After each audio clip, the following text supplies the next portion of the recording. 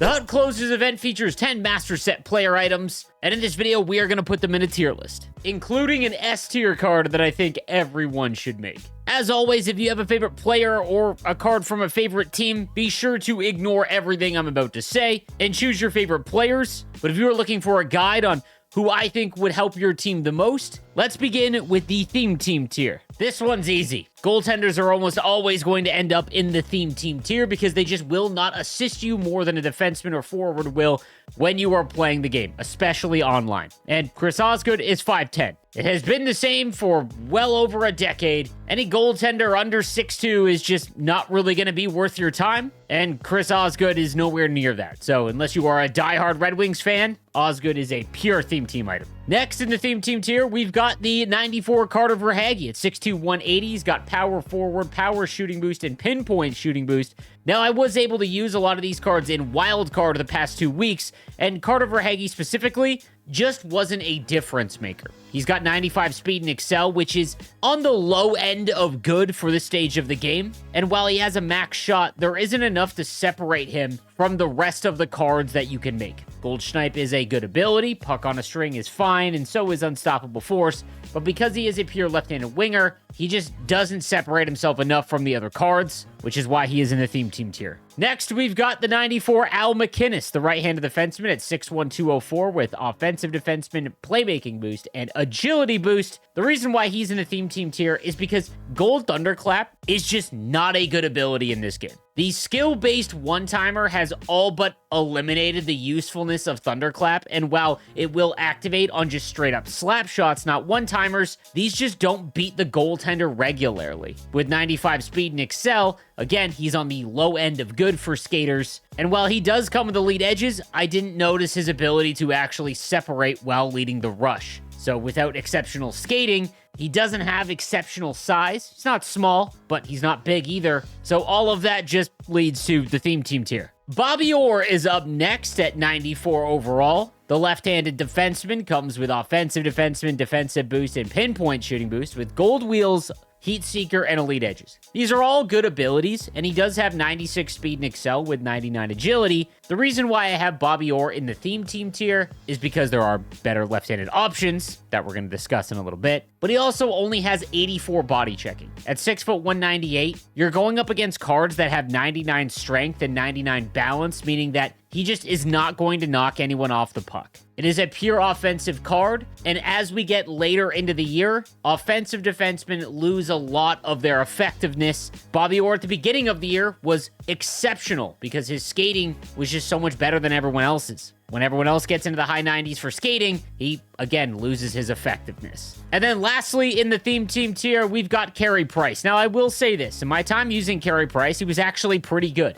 And Carey Price cards have historically been very good in game, and he's got 99 speed, and he's 6'3", which again is kind of the lowest height that I would go if I was trying to spend a lot on a goaltender. However, again, they just aren't going to be nearly as impactful as defenseman or forward, so unless you're Hut Rich or a diehard Canadiens fan, I would not make Carey Price, but if you are dead set on making a goaltender, I don't think he would be a bad option. Now on to the A tier. These would be cards that I think would be great for your team, but not must-makes that I would super regret when the next event comes out. The issue with the 95 Joe Nieuwendyk is just the cost. Having to trade in 2 94 overall player items means that he is exceptionally more expensive than the 94 overall master set player items you can make from this event. 96 speed and excel with 99 agility and balance, as well as 97 endurance, is great for someone who is 6'2", 205. And while he's got a great shot and good hand stats, as well as 99 faceoffs, it's just simply the cost that brings him from the S tier to the A tier. Close quarters is great, as is elite edges, unstoppable force is fine, and quick draw is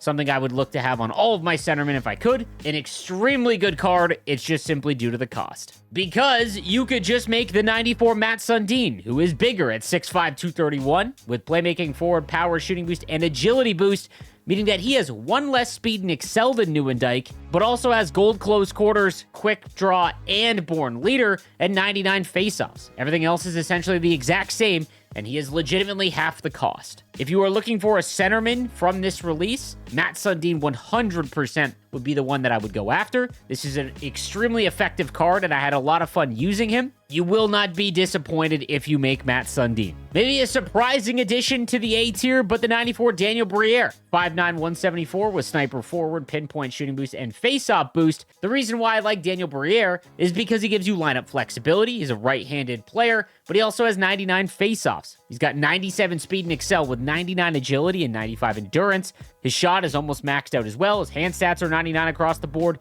and he has gold elite edges. Ankle breaker and make it snappy aren't necessary to activate, and while he is small, he does have 95 strength and 95 balance, meaning that if you protect the puck well, he can still hold on to it. I think all in all, he makes for a very effective card. Probably the lowest of the A tier players, but still one I don't think you would be disappointed in making. Lastly, in the A tier, we've got the 94 Chris Letang at 6'2", 201, offensive defenseman at pinpoint shooting boost and acceleration boost. At 95 speed, 98 excel, and 96 agility. He is a very good skater. 95 speed, again, on the low end of good, but 98 acceleration, in my opinion, among defensemen is more important. You want to have the ability to get up to top speed as fast as possible if you were to lose it at the point. He's got a max shot, 95 hand stats, 95 body checking, gold elite edges is great, and he has silver shutdown. If you were looking for a right-handed defenseman, I would much rather have Chris Letang than Al MacInnis. I just think that he'll help you more than Al MacInnis would. Now on to the S tier. If you are a hardcore player of this game, I would do whatever I needed to try and get Victor Hedman's 95 overall. At 6'7", 246, he's got two-way defenseman, pinpoint shooting boost, and playmaking boost.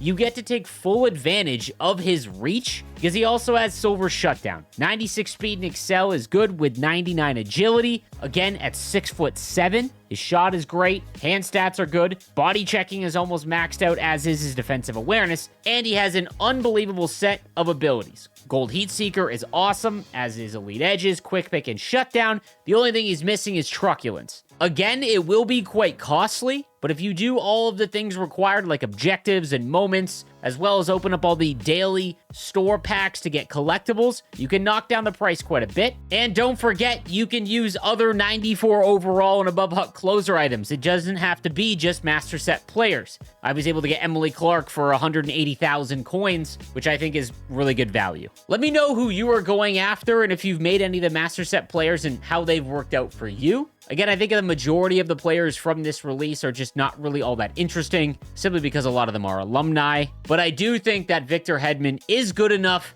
that he will be on your team for quite some time. Thank you guys again for watching. I'll see you next time. Have a good one.